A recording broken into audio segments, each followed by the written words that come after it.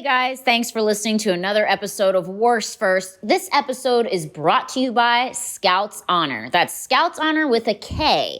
What is Scouts Honor? Well, Scouts Honor is a go-to pet brand company for grooming products that help with itch relief, odor control, and an overall healthier skin and coat for your dog.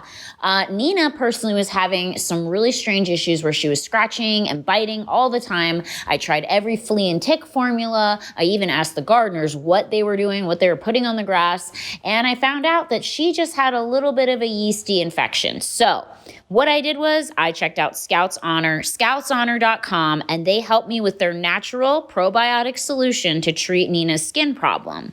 When applied to the skin, the probiotics support the healthy bacteria and fight against any bad bacteria that's going to cause infection. With every purchase, Scouts Honor provides 1 day's worth of meals for a rescue animal in need. Doesn't get much better than that. So what do you get? Well, you get 20% off your first order. If you're interested in trying Scouts Honor, you're going to head to scoutshonor.com/worst, W-O-R-S-T, for your 20% off. Again, that's Scouts Honor with a K, scoutshonor.com/worst for your 20% off and get your pet feeling and looking their best today. Enjoy. Hello, everyone, and thank you for tuning in to another episode of Worst First. This episode is brought to you by Care Of. What is Care Of? Care Of is a wellness brand that makes it easy to maintain your health goals with a customized vitamin plan that helps you feel your best today and supports you in the long term. Now, I know a lot of us just took Flintstone vitamins as kids, at least I did. And then as I got older, I was like, well, I can't take 7 of these a day, can I? But yeah, no, that's not going to work.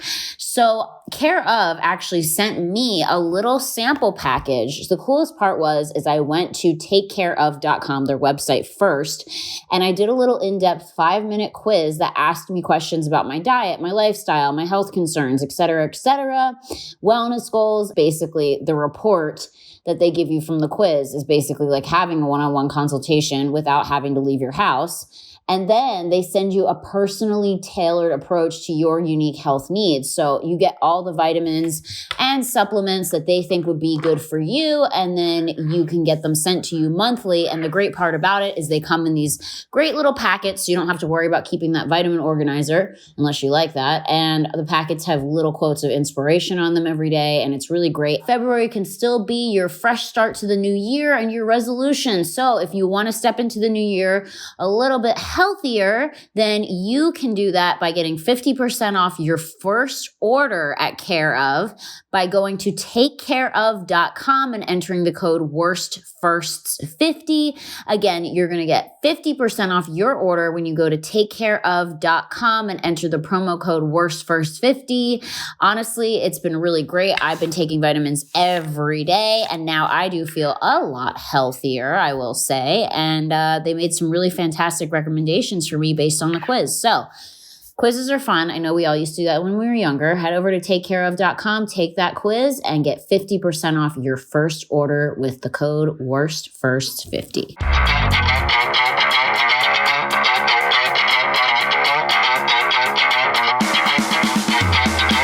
Hello, everyone, and thank you for tuning in to another episode of Worst First.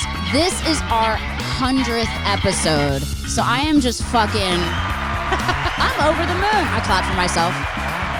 I'm over the moon. I'm so glad to have Jack Osbourne here as my 100th episode guest. Yay. And actually it's so weird because I was thinking of like who I wanted to have as a guest. And, you know, obviously with COVID, it's really hard because, you know, people are being really careful, which is great. And I love that. But I don't really like doing the Zoom thing. It's not really my thing. So no, there's no vibe. So I'm like, who feels right? And like, who feels cozy? And like, we're protected and I get tested. And so I was thinking about it. And then Tommy was suggesting people and he suggested you. And then I looked at your page and I saw you have paranormal shows. Yes.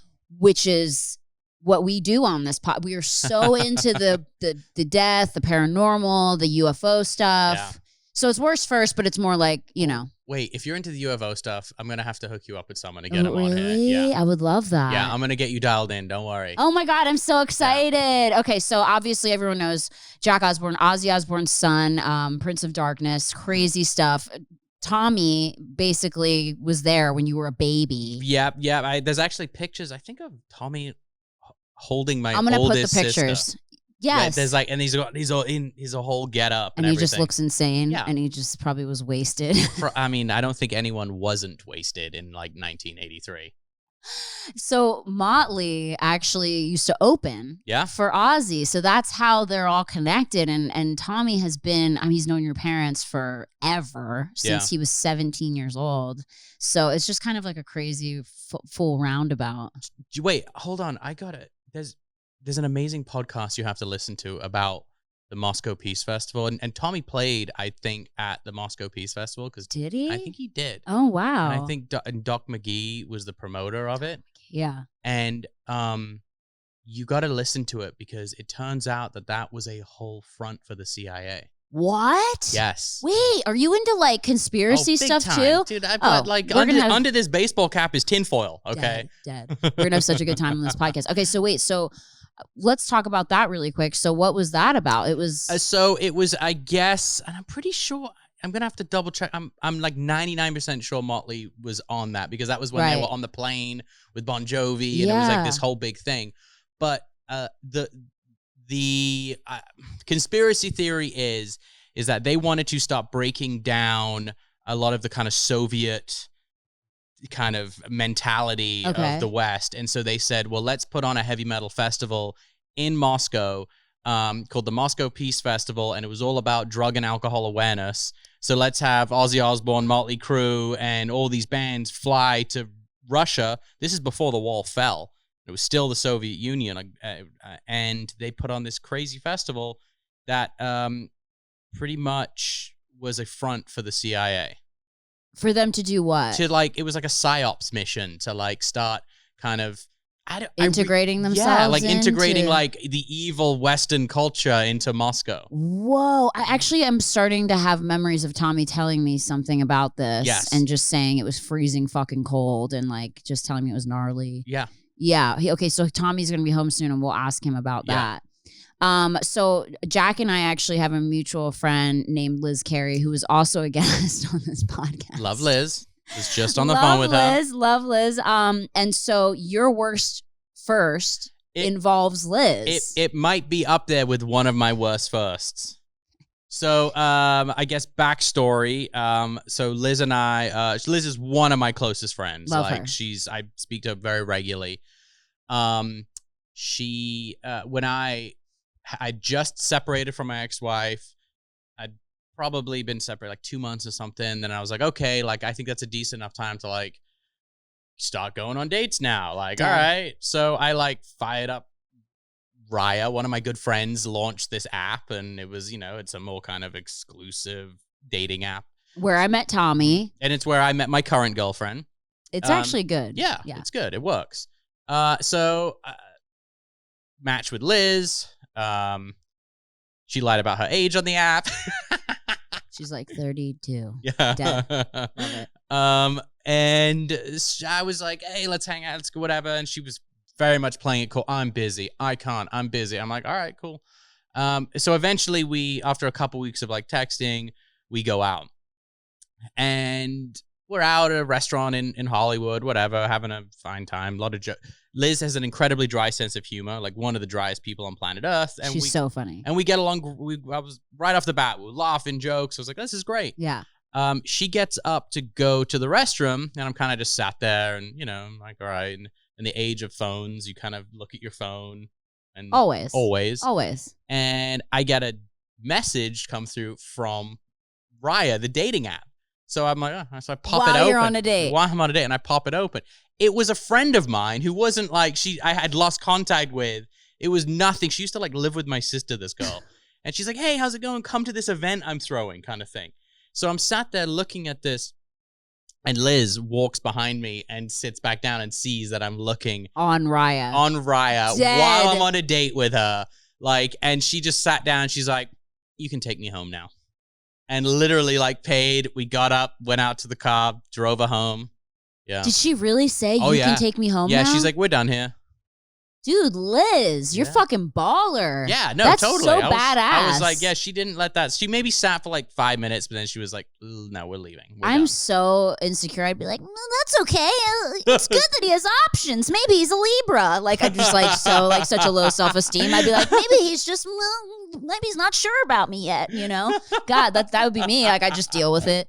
That's so fucking shitty. Did you feel bad? Oh, I felt horrible. Did you bring it up or did you guys just? I was like, listen, like I will show you the message. Like this was yes, I was looking at a dating app while I'm on it. There's no way for that to sound okay. That's awful. Even though it was a friend and it was not like it was just like whatever. So I was like, all right, I didn't push it. Bad. I drove her home. She stopped. She's like, pull over. I need to get some from the gas station. I was like, all right. So I pull over and she comes out with like, I guess she bought some cigarettes and she doesn't even smoke. So I think she was pretty pissed. Yeah. And she bought some Palo Santo and left it in my car and said, you need to cleanse yourself. So how did you guys stay friends after this? I sent her cause she loves flowers. And so I sent her some flowers and I was like, hey, I'm sorry. Like, can we have a do-over? And Liz and I kind of dated for such a small amount of time, and it just kind of evolved into us being better friends than anything because we would just talk about it. We just ended up just being really close. Yeah. And that's Wow, that's a worst. That was pretty bad. I was like, oh my God. You can take me home now. I would shit my pants. I'd be like, ooh. Damn. I was like, really? When people are confrontational like that, I can't when they stand up for themselves, I'm like, whoa. All right. What's it like to be strong? My God. I don't know what that's like. So did you have a pretty crazy childhood? Is that fair to say?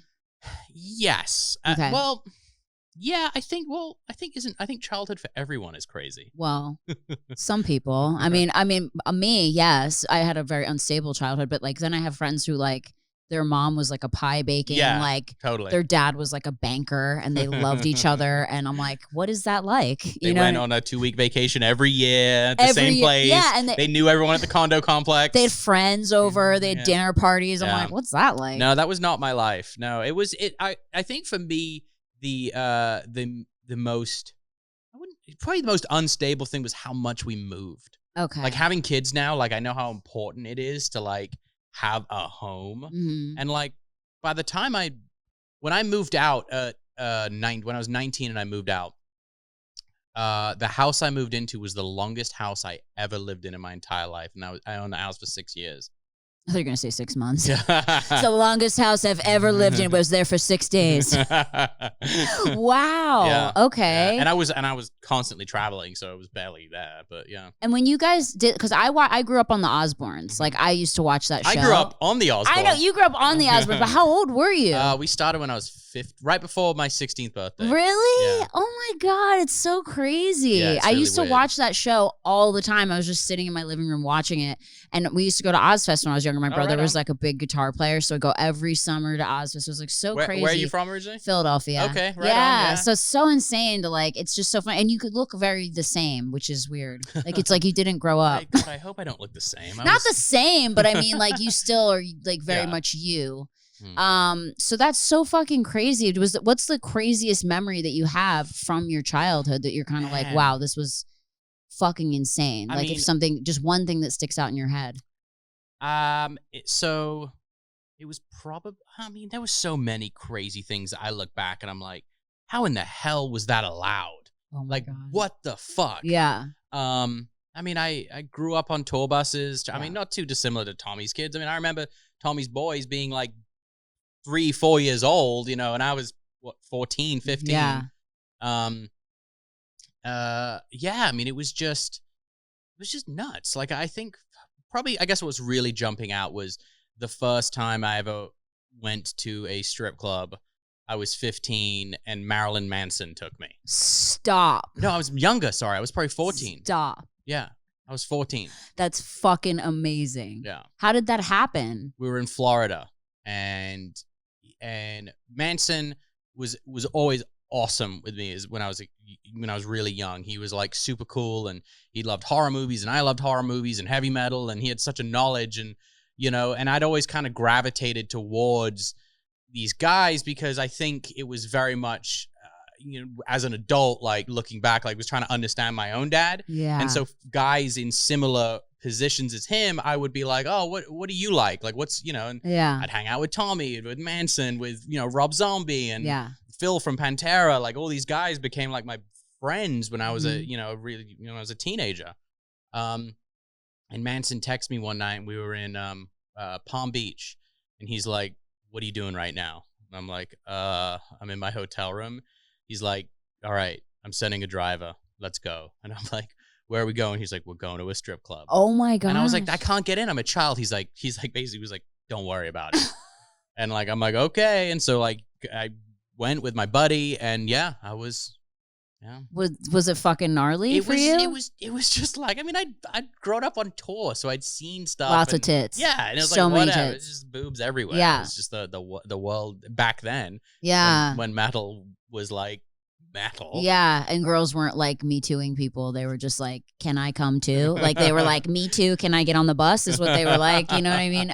That's crazy. Times be different. Times are very different now. Whoa. Yeah. First strip club experience with Marilyn Manson. Yeah. And I love that. I think Dita, because when he was dating Dita, and I think Dita was that too. Wow. Yeah, it was wild. That's fucking crazy. Yeah.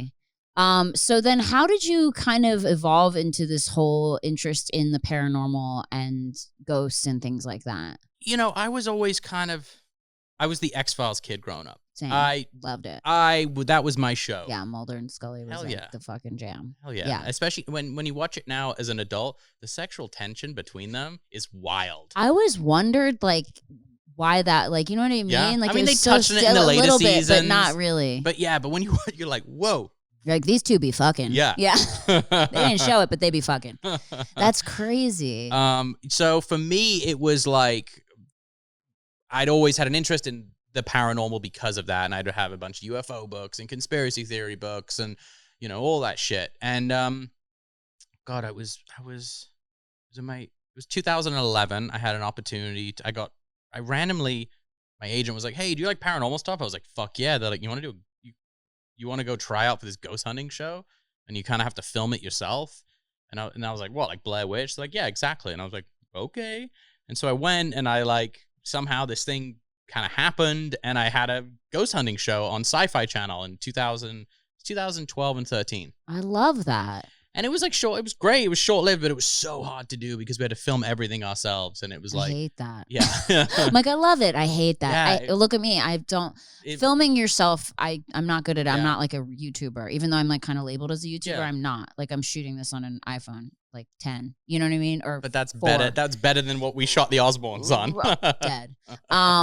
But so when you were doing this ghost hunting stuff, they were like, did you have to pick the places or did they? We kind of worked with the team, but Okay. this was like this was so early on in kind of me just like dabbling into it. But the show was like, viewers really liked it. And if there's one thing I've learned is that the paranormal community is very tight knit and it's very hard to like get them to like tilt their cap at you being like, you're approved. But it did really well. And so, I kind of was like, all right. And we did 2 seasons of it. And then it kind of faded out because sci-fi was changing how they did things. The dirty little secret of cable TV are like a paranormal shows. Like cable networks hate that paranormal shows do so well. Dude, everyone loves ghost exactly. shit. Because we're all so curious. Yep. Like what happens after we die. And you want proof. Yeah. We only have 2 guarantees in life. You're going to pay taxes in some way and you're going to die. I know, I hate that. That's it. And so I hate both of those. Right, they suck. But then again, like death could be a really cool adventure. I'm still debating. I told you like now this will be a few episodes back. I had a girl on my podcast named Candace who had died and come back, and she actually said it was really scary. But then there's she didn't like the experience. She didn't say it was like peaceful. She said the first part of her dying where she said there was a light and everything like that. She said that part was really peaceful. But kind of then the part of getting thrown back in her body wasn't very peaceful. So I don't, it was kind of scary to hear. She's like, I definitely don't look forward to it again. Even though some people that, we were talking about Surviving Death on Netflix, some people that on there said that they actually like are excited to die. And they got like cool messages. Yeah. My mom's had 2 near-death experiences. Does she talk about them? Yeah, she opened up to it because one of the other shows I do is Osbourne's Want to Believe, and it's where I show my parents like caught on camera stuff, paranormal caught on camera stuff, and I try and convince them it's real because they're very, even though my mom's had like insane near-death experiences and tell us everything. I want to hear about it. Well, 2 times. She said one time when she was I think she was about 12. She had a bad flu, bad fever, like pneumonia, and she was basically dying in a bed at home and like had a full antibody. Like woke up and she was like looking at herself, like fevering out on a bed, and then she like felt herself like come back into her body. And then another time she had to have some kind of medical procedure, and they gave her something that she didn't know she was allergic to, medication-wise, when she was on the operating table. And she essentially was dying. She coded. Yeah, and she was watching it all happen. Like, she was like, I was literally looking down at myself, and she said, I remember everything the doctor was saying, and everyone was panicking in the operating room. And when she woke up and was in the recovery room, she told the doctors what they were saying, and they were like, we don't understand. How are you? Because the doctor kept saying, I'll do anything. I'll get you anything. Please don't die. Don't die. Please, please. And she told the doctor, she goes, well, what are you going to get me? And the doctor looked at her like, what? She goes, you said that you would get me and do anything. She's like, I want chocolate cake. That's incredible. Yeah. You hear that a lot. Yeah. Yeah. A lot of people, and people actually even have the ability to do it in their sleep, the astral projecting, where they, and I keep reading about it and trying to like watch YouTube videos on it to see how to do it. Cause do you have vivid dreams? Yeah, very. Every night. Yeah. You have a dream. Oh, right? Yeah. A very active dream. Very. So a lot of people I think that are really into this kind of stuff tend to be very vivid dreamers because we're just sort of, I tend to think that like the veil between like this world and the world that we can't see is very thin, obviously at nighttime. And so I feel like we kind of teeter between the two. And it's like when you're dreaming, you're kind of in and out of that. Yeah. And so I keep reading about astral projecting and people who have like this crazy control of themselves where they actually can leave their body and like travel and go places and see people and do things. I know people that do it. It's crazy, right? I mean, it's such a cool phenomenon. And the more we talk about it on here, the more I feel like it's definitely a thing because just the fact of energy and just you telling me this story about your mom, it's like I read a quote once that said, you aren't a soul. You are a soul. You have a body. So like your soul is who you are. Yeah. And the body is just like a container. And it's funny. I was having the exact conversation with my girlfriend probably less than a month ago. We were on a road trip up to Oregon, and I was saying, I actually feel like your bodies. I actually feel like our bodies don't really belong to us. Like it's not really, and I don't think that 99% of people are that connected to their bodies because you would know if you had something like a cancer. If you were truly like assimilated to this like meat stick that we're in, like you would 100% know because you'd be like, oh wait, this cellular thing is happening in my kidney or my lung and I need to get that checked out. And it would like you'd feel it. Yeah. But it's crazy that you can get illnesses and be dying and be sick and have no fucking idea. Totally. And even like stuff like addiction. Theoretically, if we were absolutely in tune with our bodies, addiction wouldn't be a thing. And so I kind of just think that these are like, it's like this coffee in a cup. It's like, we're the coffee and the cup is our body. Right. It's like just something that holds your soul. Yeah.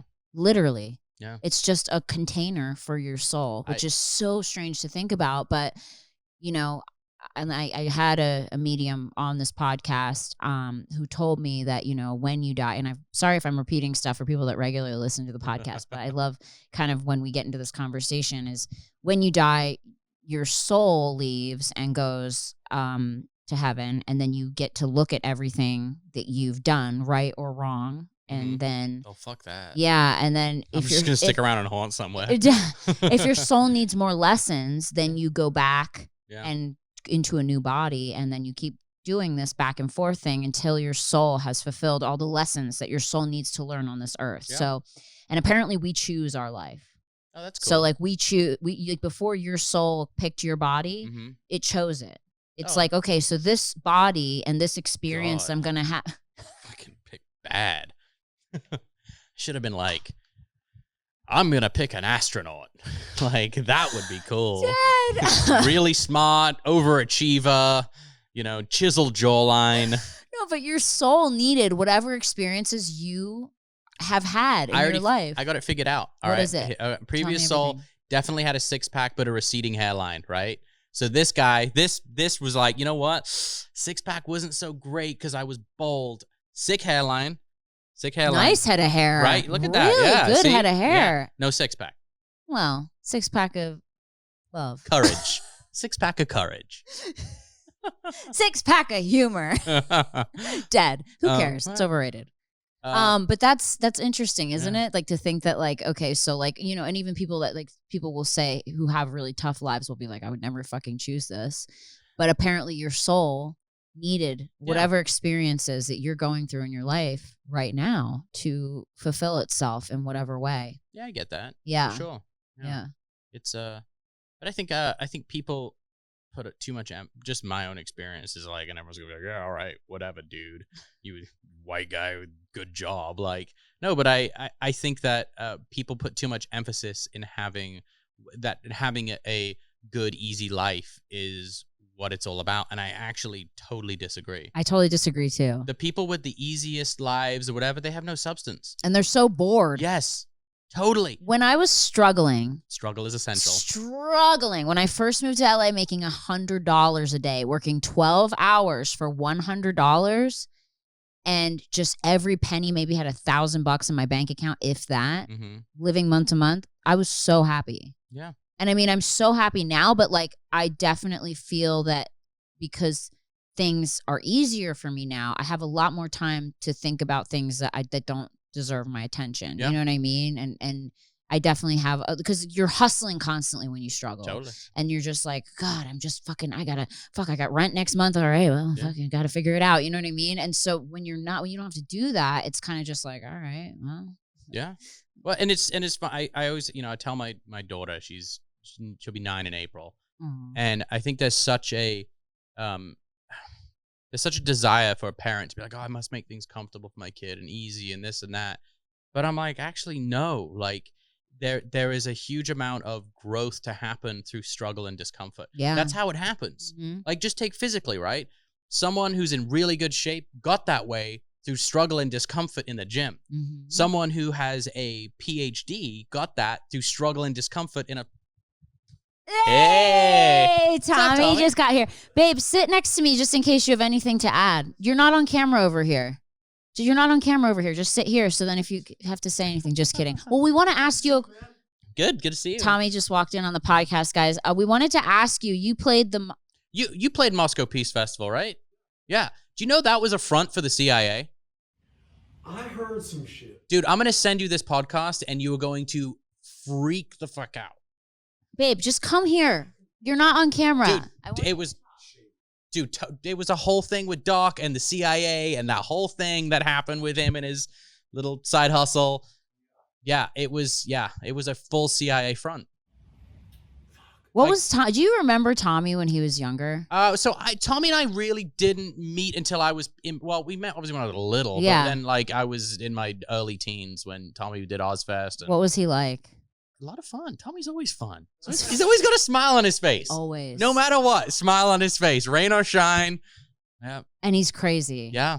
Was he always hyper then too? Because he's the most hyper person I've ever met. I remember him being hyper. My mom tells stories of Tommy being like, I would love insanely hyper. You should get mom on here. I would love. Yeah, do you think she would? She would do it. Yeah. Oh my God. That would be amazing. Yeah, no, so we. Oh, she's got stories for days about him. I love it. I know she does. Oh my God. I can't imagine. She's probably like, fucking Tommy. Fucking nightmare. Motley Crue. Always loved Tommy. Tommy told me a story about how your mom took away all their backstage pass access for girls because they were just a fucking nightmare. But they were like. But that wasn't exclusive though to Tommy and Motley. That was Ozfest. She even did that. Like took away the guest passes, and we're like, this isn't very fun. Yeah.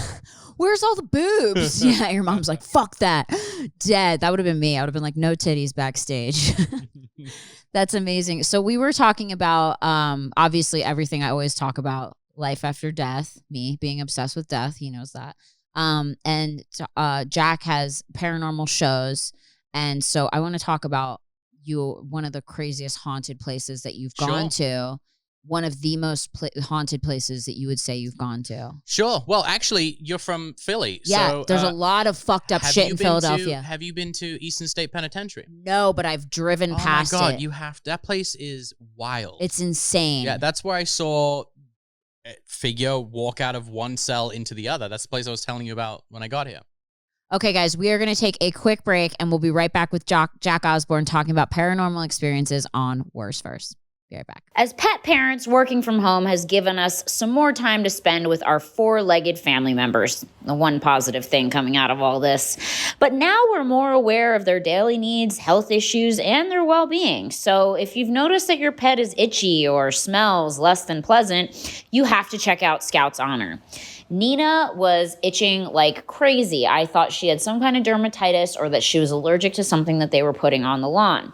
Well, I checked out Scout's Honor, and now they're my go-to brand for grooming products that help with itch relief, odor control, and overall healthier skin and coat.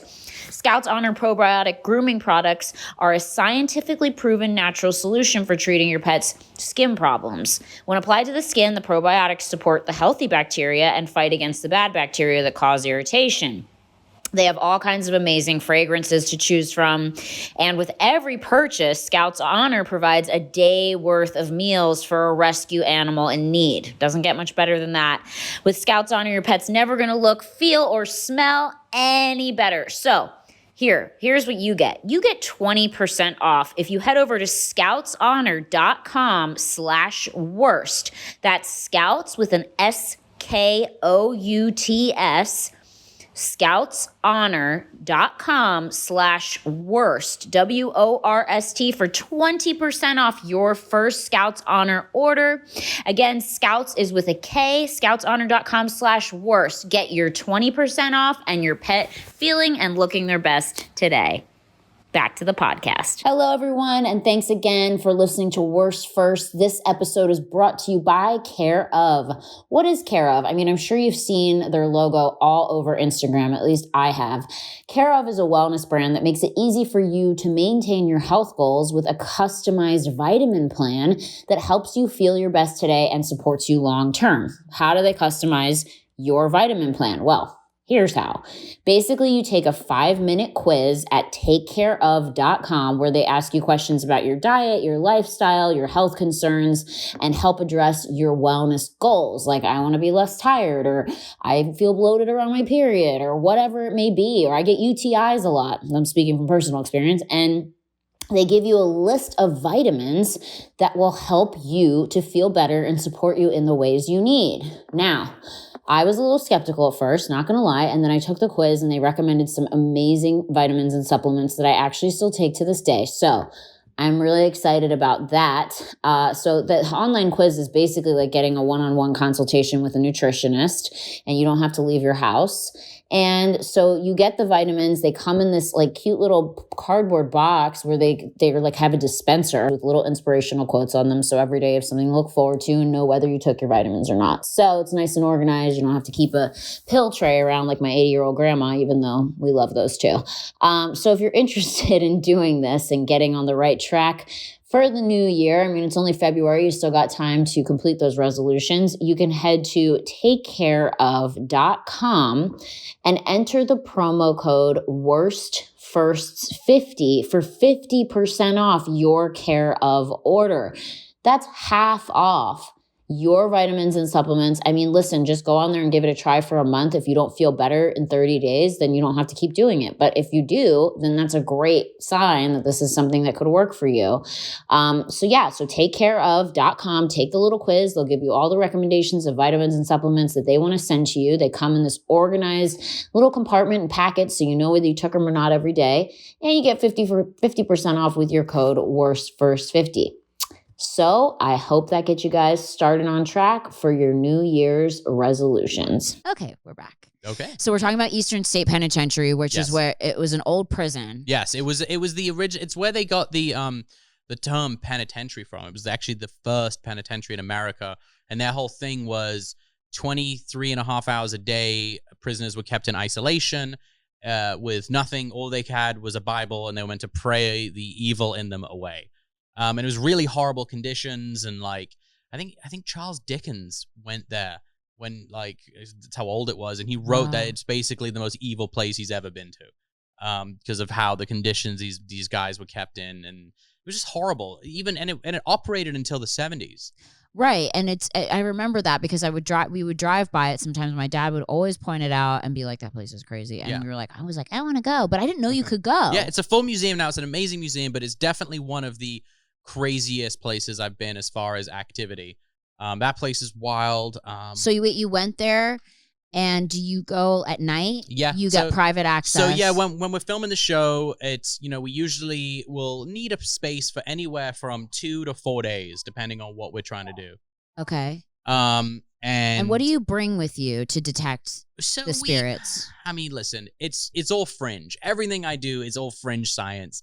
There's no real, peer review anything about it. It's all like, hey, we think this could work. So, you bring specialty cameras, thermal cameras, you bring Have you heard of that little box that I forget what it's called? It's like Melmeter, REM pod, ghost box.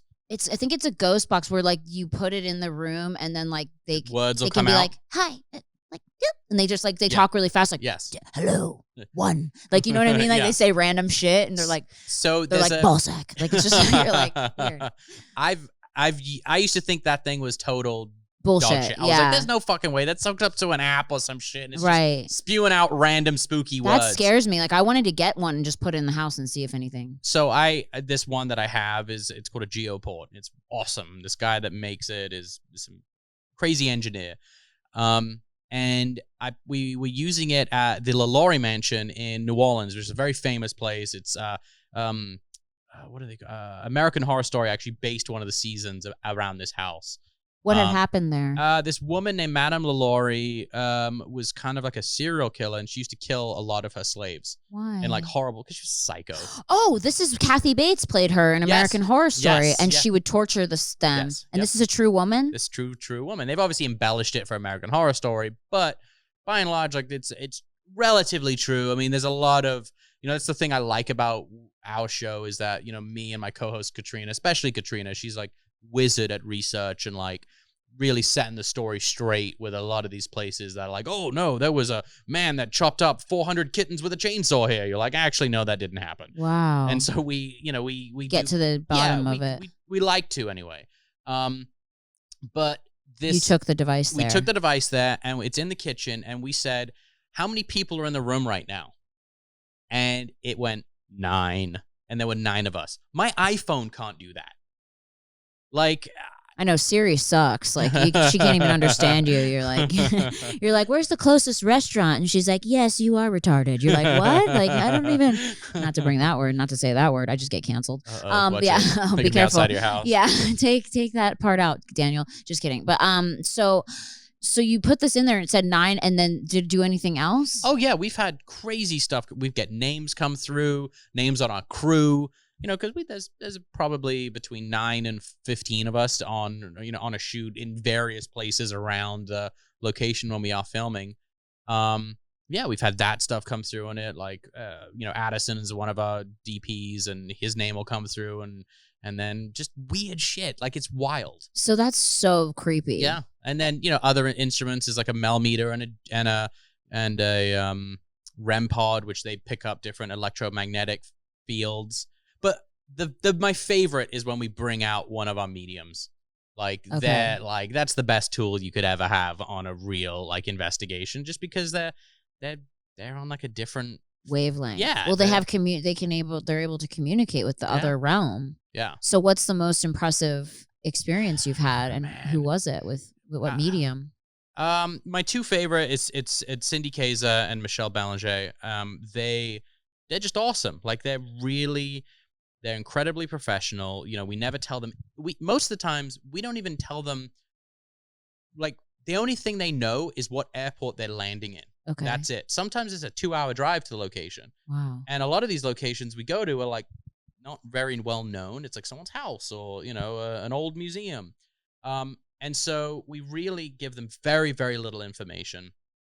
And they'll get names. I mean, Cindy does this amazing thing called automatic writing, where she basically just like tunes in and her hand just is like, it's like channeling through her hand, and she'll write stuff about, like, with insane detail about the what place. happened. Yeah. So what's the most disturbing place that you've been to where like the most fucked up shit happened, where you were like, this is so disturbing? You know, it's so many of the places we go to that the story is more disturbing than the actual I want to place. hear a really disturbing story. You know, Can you think of one off the top of your head? For me, it's probably anytime you're in any institution, mental health institution or old jails or prisons, just because, like, they're just horrible places. Like Trans-allegheny Lunatic Asylum in West Virginia. That place is just fucked. Is it called a lunatic asylum? Yeah, they could call it Trans-allegheny Lunatic Asylum. That's what it used to be called. That's fucked then up. Then it changed names, but the original name was that. And the stuff they would do, like, back in the day, if a man had a wife who had bad PMS, you could take her to the institution, drop her ass off, and be like, she's crazy. And they would just keep her until you turned up and said, I'll have her back. Or you could turn around and go, she needs a lobotomy. And they would just whap, whap, yep, we fixed her. Like, wild. You're like, how the fuck is that even a thing that happened? It was how would the men make the call? Because the men would just be like, she's fucked up. Yeah, because it was like fucking 1908 in West Virginia. Like, wow, Tommy would do that to me if you could these days. He would like, fucking lobotomy this bitch. Dead. As long as her mouth still works, dead. All right.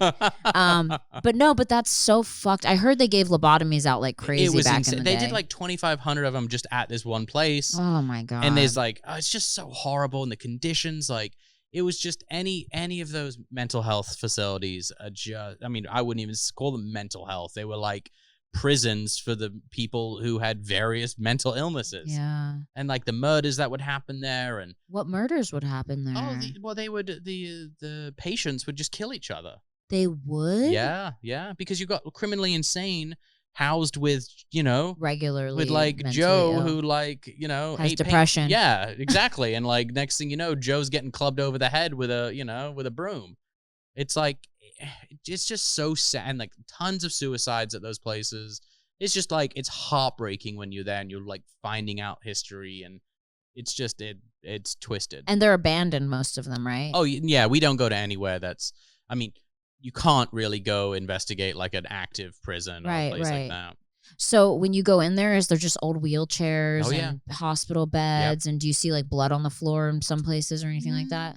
Never blood, but I mean, there's I've been to places where you'll go into a room and it's just stacked with beds and wheelchairs and bedpans and trays and really old. It's old, yeah. And then you'll find stuff like that you'll find graffiti.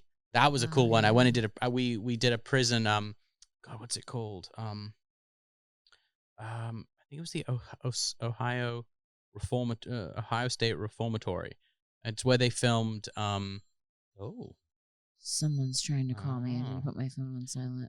It was where they filmed Shawshank Redemption. Oh, wow. That prison, and it's actually right across the street from an active prison.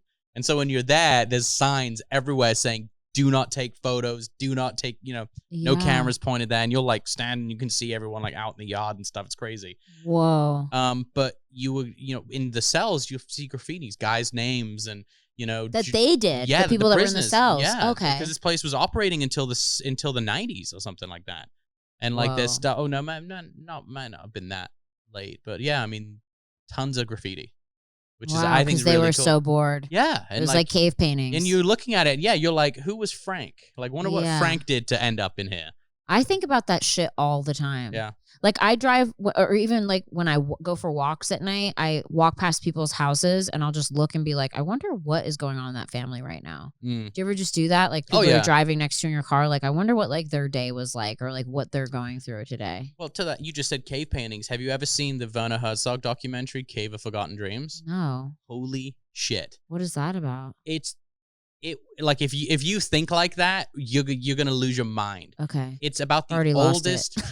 It's about the oldest cave paintings ever discovered in the Chevet Cave in the south of France, and these cave paintings are like 15,000 years old. And the cave, I guess, the entrance collapsed, and so everything in there is a time capsule. There's footprints in the sand from cavemen.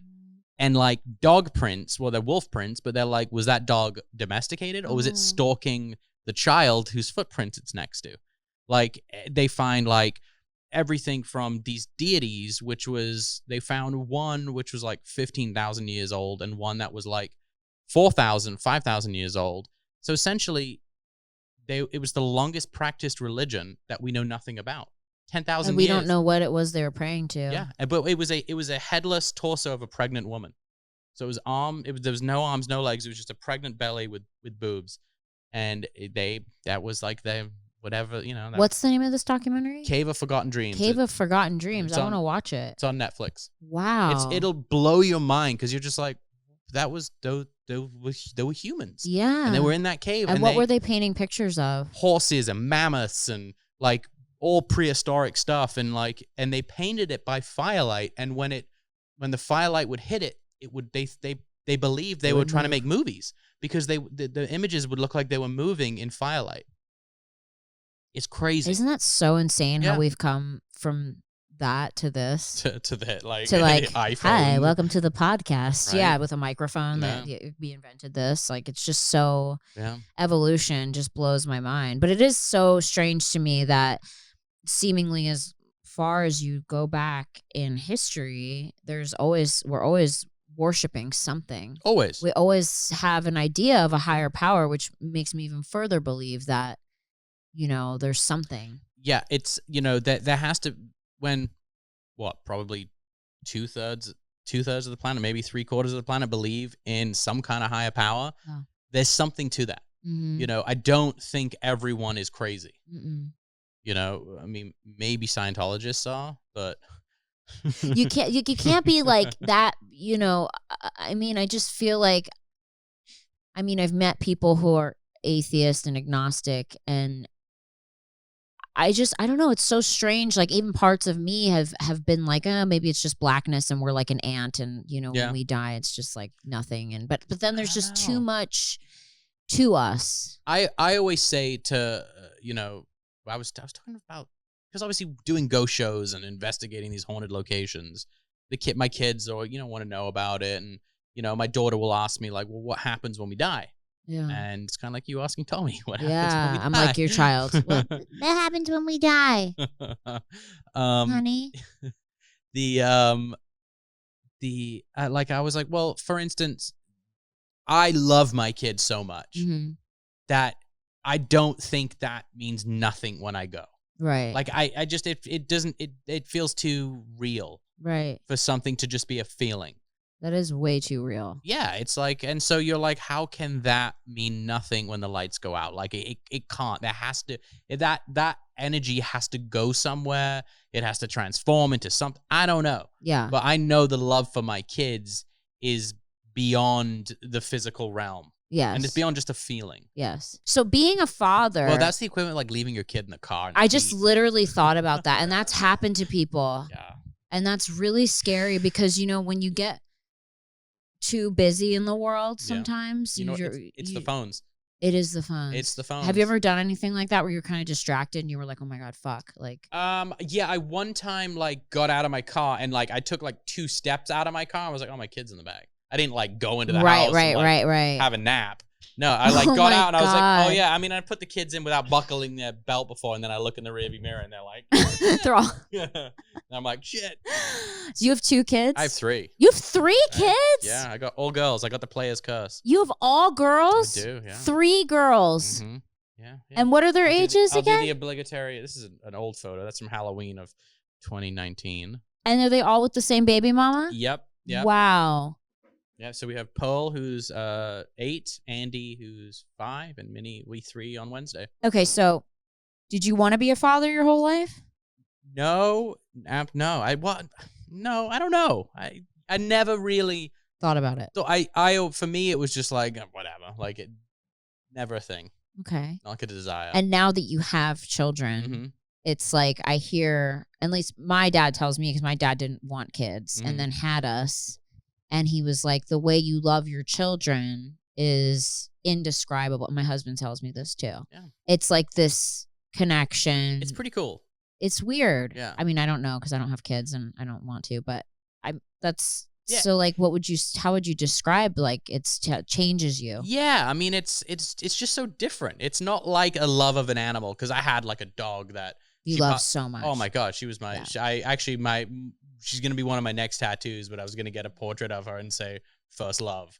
Like, cause that was my bulldog was she was my ride or die. Yeah. My dogs have been my rides or dies. Yeah. Yeah. And it's like that, but on just a different wavelength. But it's so much like a higher frequency. Wow. Yeah. It's cool. I mean, it's also a pain in the ass. That's what I hear. But it's like really cool. Adorable little life ruiners. Yes. Like you love the shit out of them, but you're like, Jesus, fuck. Can I get a fucking break? My 3-year-old is the sweetest, most chill kid ever. And she fucks with her older sister, Andy, like you've never seen. And she'll just do it. And she's like, I get away with this. Watch. And like Andy, Andy's very particular. She's going to be like the CEO who's going to be like throwing coffees at assistants if they're not correct. Wow. She's like a really like strong-willed, hard-headed woman. Yeah. And she'll be today. She was just drawing, and Minnie walks into the kitchen where she's drawing, grabs the picture she's drawing, and just rips it in front of her, and just looks at her dead in the face, like, do something. And I come in, I'm like, Minnie, what did you do? And she just sits on the floor and looks at me. Wow. Yeah. Yeah. Do you see yourself in your kids yet or no? Elements. Yeah, okay. For sure. It's so interesting because when his sons come over, I'm like, okay, Tommy 2.0. Like it's literally like watching sometimes their personalities. Like Brandon and him have very interesting similar personalities, but then also like it's like Dylan's like his calm side, so it's like I see like this dichotomy of the two. Yeah, it's so strange to me, but then also I'm like, I feel like your kids are part of you, but then it's like if we go into the whole reincarnation thing, like your kids could have possibly been there with you all along, or been your grandparent at some point, or been your neighbor, or been a mother to you in another life. Like weird. Like I just have a weird feeling about recycled souls and things like that. Yeah, I had a friend telling me that her dog was her brother. Some psychic said that your dog's spirit was your brother's spirit. And he's not fully here. He's in the wherever, and this is like his toe into your life still. I totally believe it. I mean, I was watching a thing with a medium. She was doing a thing on YouTube, and she was talking to this girl, and the girl's father had recently passed away, and they didn't know each other. And this was like they were doing like a live thing, and she goes, your dad says, do you like my hair? And the girl starts laughing, and she goes, my dad was bald, and he always made that joke. Mm. And she's like, oh, wow, that's really funny. And then she goes, she goes to the psychic. She goes, you have a cat. And then the cat walks into the room. And the girl goes, yeah. And he goes, and she wanted me to tell you that's your dad now. Like your dad's in the cat. And it's like so fucking weird. It was just so. The cat's like, do you like my hair? The cat's like, no, I got a lot of hair. But it's just so strange. And I do wonder, like sometimes with, because some people say that reincarnation is, strictly human to human. Some people believe that. Or if you can reincarnate into a pet, or like, I hope not like an ant. Yeah. That would be fucking shitty. Yeah. Right? Like you come back and you're just a fucking. You're like, really? You're a fly alive for 3 days and then you die again. Like I just think about Tommy wants to come back as a bird because he wants to fly. Okay. What would you want to come back as? Would you want to come back as a person again, you think? I don't think so. I think humans are really disappointing. I mean, I want to get into. I know you're not. You said you're not like super into the whole UFO thing. Oh no, but, big time. No, I am. No. Oh, okay. I don't spend. We don't investigate You don't UFOs investigate on any it. of the shows I do. Yeah. But like, I'm huge into the UFO shit. Okay, so that's a whole nother conversation that we have on the show is about how, the aliens have visited us many times. I mean, there's been so many records of it, and the people that they have had interactions with have said that every single time it's always about us polluting the earth and how we're destroying the earth. Mm-hmm. And we are the most destructive species. Like, we are by far the least evolved and the most destructive. Mm-hmm. Like, if you think about it, like, you don't see an alien wearing a Rolex. Like, you don't see an alien putting on makeup because they're so evolved past that. They know that none of that shit matters. Yeah. None of it matters. They're like, why? Do you think at some point in the evolution of an alien species they had like Instagram and they were Instagram hoes on alien planets? I don't think so. I feel like they were just born into a higher consciousness. Maybe. Because there's so many different types. What if, though, they're actually less organic than we think? What if they're more like biomechanical beings? I mean, I feel like they're not as emotional because they're so evolved, and I feel like emotion is a human construct. You know what I mean? I wonder if... Because we let emotion take us over. I feel like they're not emotional. They're probably very cut and dry. Like, no, this is what you do. Otherwise, you die. Like, you're destroying your planet. Please stop. Like, that. All those plastic bags, where do you think they go? Like, you fucking idiot. I don't know why he's Mexican, but, you know, I feel like they are just so... I think my girlfriend would tell you that I might be an alien then. Why do you feel like you're an alien? You don't have a lot of emotions? I'm very reserved with like... Do you cry? Very rarely. Okay. Do you have depression or do you have anxiety or anything like that? Not anxiety. I used to get depressed, early on I used to have depression. Yeah. I have my tools and tricks to kind of keep the demons grew at out bay. Of that. Yeah. But you're not like a particularly emotional person? No, I'm not like you know what it is? I'm just not one for like sharing about feelings. Right. I'm not why is that? I don't know. Tell us why. You want my feelings on it? Open up your fucking feelings right now. No, but what about it? Is it that you just don't feel them? No, it's not that I don't feel them. I just don't share them. Why? I don't know. Do you feel like it makes you feel weak?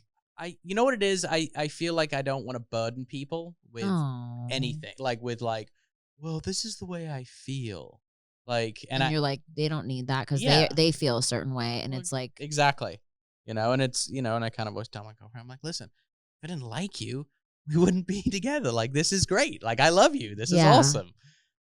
Yeah, you're not like a very like, are you like a lovey-dovey person? Are you a romantic person? I can be. Okay. Like I like if it's, I think I show my love and appreciation in like different ways. Like I like a nice, a gift here and there, or like let's go on a trip, or like that kind of thing. Right. But you're not like a very like I'm not like a let's hold hands and like, babe, I just need to let you know that like you ignited a fire in my soul. That you're like, I wrote you a poem. Yeah. All right, here we go. You're not that guy. Roses are red, violets are blue. You're pretty rad, and I like you too. Just the worst poem. I mean, it's funny because there are I at least in the guys that I've dated, I feel like there's just two different types of guys. There's guys like you and Tommy who are very like, they love you, but they're not like particularly like, all over you. And then there's guys that are like, I just want to stroke your hair and tell you how beautiful you are. Wait, can I just sniff you? Yeah, the color of this rose reminds me of your lips when you wake in the morning. Like that kind of thing.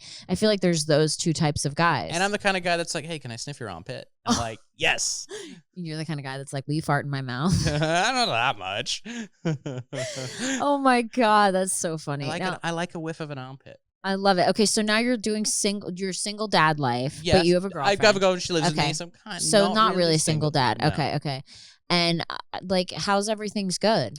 Everything's, honestly, like COVID has sucked assholes. Right, obviously. But, it's that I mean, humble brag, like I've been really like fortunate to like TV had to massively pivot. Mm-hmm. So it was like, hey, we still need content. So I was really, really busy over the last few months. Doing the paranormal shows? Paranormal stuff. Okay, so where, and you said it was on a Discovery Plus. So all my paranormal stuff used to live on Travel Channel.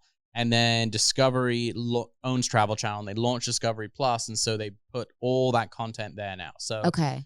So if you want to watch Jack's paranormal shows, you have 3 of them. Yes, I have Portals to Hell. I have Fright Club, which actually just premiered yesterday. Fright Club. Congratulations. Thank you. And then I have Osbourne's Wanna Believe. So Osbourne's Wanna Believe. That's cool. And these are all on Discovery Plus. All on Discovery Plus. So download that, and you can watch it on all of your streaming platforms. And I will say, Discovery Plus app, everyone's been like on my social media, like, not another fucking app thing I got to pay for. But it's all the shit everyone loves to watch. It's like 90 Day Fiancé, Mythbusters, like all the paranormal shit, all the true crime stuff. It's like, I'm like, this is actually might be my favorite app now. We love that stuff. He watches 2020 every night just to give me like panic attacks before bed. It's great. Have you guys got into the 90 Day Fiancé during COVID? We never got into 90 Day Fiancé. I mean, I saw the really heavy set guy with that girl, and she was like, that Ed or Big Ed. Big Ed, and so Rose. I know about it, and Rose. So I know about it just because it got so big that even me not even watching the show, I know about it. My 3-year-old sounds like Rose. She does. Yeah, I'll look at her. I'm like, hey, Minnie, say Big Ed, you lie, and she'll go, Big Ed, you lie. I love it. She's Asian. You're like, I don't know where that came from. That's amazing. Yeah, no, we never really we're not like big reality TV show people, really, right? I mean, we more like movies and documentaries, but I feel like if I really sat down and watched reality TV, it would probably become a problem for me. Yeah, it became a problem. It's the only time in my life that I've ever really got into it was during this last year of lockdown, just because I was like, what the fuck else can we watch? Well, we watched everything. Yeah. It's like, what else is there? Okay, so people, if you guys want to watch Jack's shows, download Discovery Plus. I guarantee it's worth it. I mean, I feel like people have already watched everything there is to watch on Netflix and Hulu at this point. So it's like, you definitely know you need something to watch. And make sure to go follow Jack on Instagram, which is just Jack Osbourne on Instagram. Yep. I follow you on there, and you do post about your new episodes and things coming up. I saw that, and your paranormal stuff. They can look at all that on there, which is really cool. I've loved having you here. Yeah, it's been great. It's been so cool. I mean, it goes so fast because I do an hour. And I just think it's so great that, you came out here and had this conversation with me for my 100th episode. Hey, I'm honored to be the 100th guest. Yay! And I want to come on a paranormal adventure with you. All right, there we go. I'm serious. Next time you go somewhere haunted, can I just tag along? One of the craziest places we went to is in LA, actually. Where is it? It's what is it? It's the Heritage Square Museum in Highland Park. Where's that? That's close. Yeah, it's really close, and that place was fucking crazy. Twice I had doors fly open in front of my face. So yeah. With no one there. No one behind that door. Yep. And one time it did it, I was being interviewed actually right on the other side of the door, and my producer's back was to it. And it sounded like someone was rattling the door handle, and we stopped, like, hey, we're shooting in here. And then 5 seconds later the door just went boom, flew open.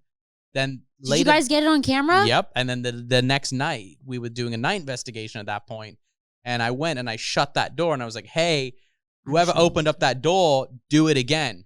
5 seconds later, and I shut that door. The door went, flew open. Okay, so you have to believe. Yeah. There's no doubt. There's no doubt. If I saw that, and I have to bring Tommy because he doesn't really believe. Okay, so we're going to all go on a paranormal adventure. You guys stay tuned for that because we definitely want to. And it might be the worst first. It might be my worst first paranormal adventure. I just die there.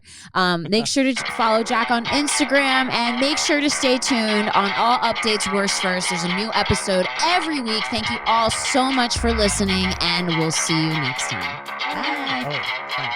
Yay! Good quick learner. Yay, bye guys.